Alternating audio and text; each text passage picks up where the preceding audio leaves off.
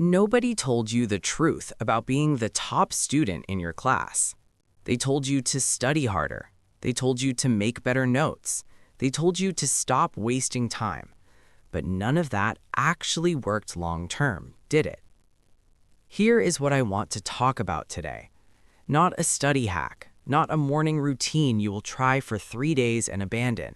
Something quieter than that. Something that explains why certain students rise without looking like they are suffering.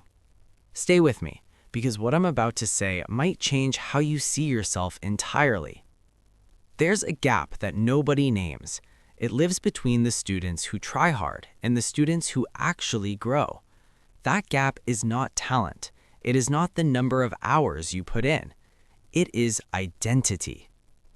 Most students walk into school asking, "How do I do better?" The top student walks in asking, "What kind of person am I becoming?" That difference seems small, but it is enormous. When you only focus on doing more, you are always at war with yourself. Every study session becomes a negotiation. You sit down and your brain immediately starts looking for the exit, the phone, the ceiling, the sound of something more interesting happening somewhere else. Because deep down, you do not yet see studying as something you do. You see it as something being done to you. And that relationship with learning feels like a cage. Pause for a second. Think about something you do without being told. Maybe you brush your teeth every single night. Maybe you check your phone the moment you wake up. You do not debate those things. You do not negotiate with yourself. You just do them. Because somewhere along the way, they stopped being decisions. They became part of who you are. That's exactly what the top student has built with their academic habits. Not extreme discipline, not punishment and pressure. Identity. They decided somewhere, quietly, without announcing it, I am someone who takes their own education seriously. And once that belief settled in, the actions were no longer a fight. They were just what that person does. Now, let's get more practical, because identity is the foundation, but you still need a structure to stand on. Most students operate on emergency power. They work when the deadline breathes down their neck. They study when fear grips them the night before.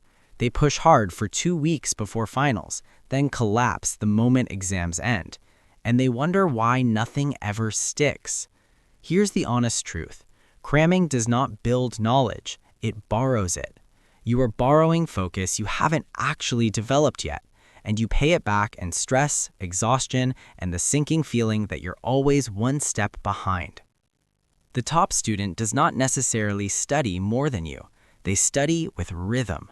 There's a real difference between those two things. Rhythm means consistency over intensity. It means 3 focused hours built into your week before pressure even shows up. Not because someone is forcing you, because you decided your future deserves a protected window. Stop. Think about your actual week right now. Is there a time slot you have protected for yourself? Not homework due tomorrow, not panic before a test. A time you chose, in advance, with intention. If the answer is no, that's okay. But that's also exactly where the gap lifts. The student who seems ahead of you did not get lucky. They got consistent. They built rhythm on days when it was uncomfortable, on days when nothing was forcing them.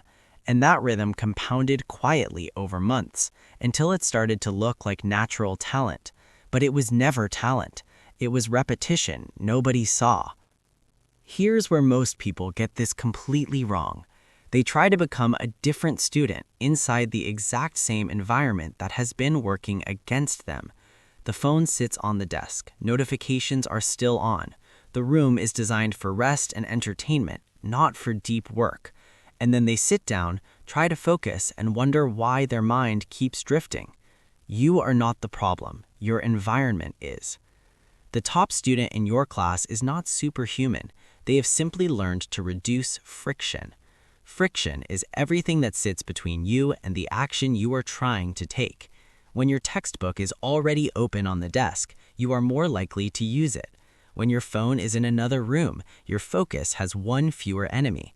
When your space signals work, Your brain enters that state faster. You don't have to win a battle against distraction every session.